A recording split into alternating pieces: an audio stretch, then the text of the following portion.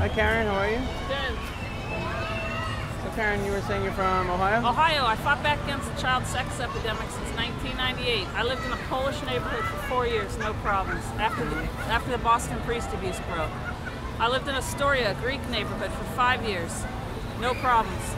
And after my mom died in February, her name's Marilyn S. Weckstein, the landlord had a problem with this dog. He was crippled. He's a victim of domestic violence. He can't walk.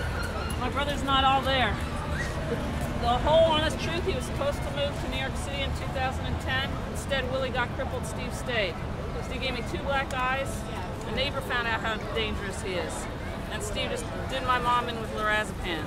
They're trying to cover that all up. Anyway. Oh, you can see the dog. Yeah. Can't walk.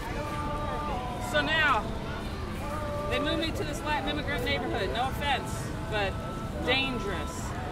What really. neighborhood is that?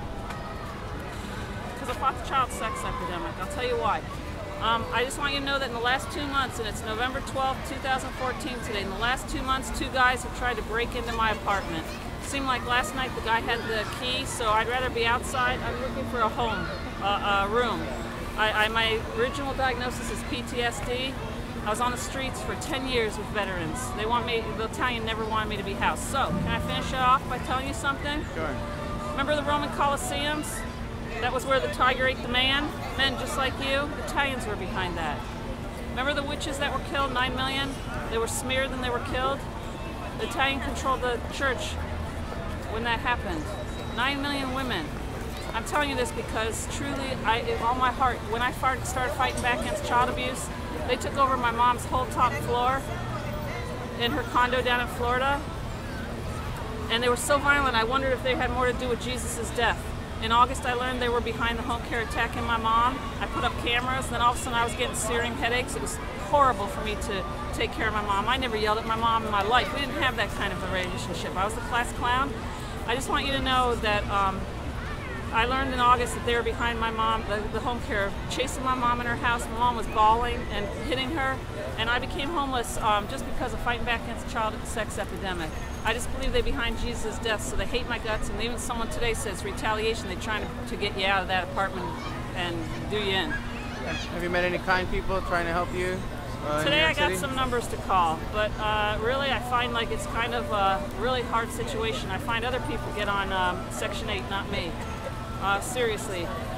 You know, there's certain places that are hard to get into because of Willie, like places that could help me, domestic violence. It's those kind of places I find the hardest to get into. I'm going to call some people tonight.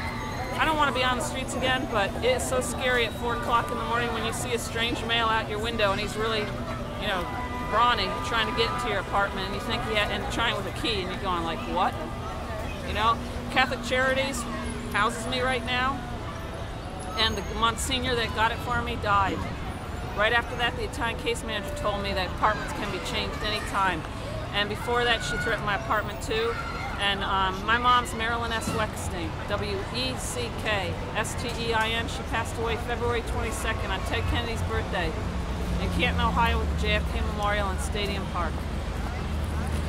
It was 2 gay men who sabotaged her closing in 2002. Is that enough? Thank you so much, Karen. Appreciate it. Is that enough? Yes. You got the message out, right? Thank you.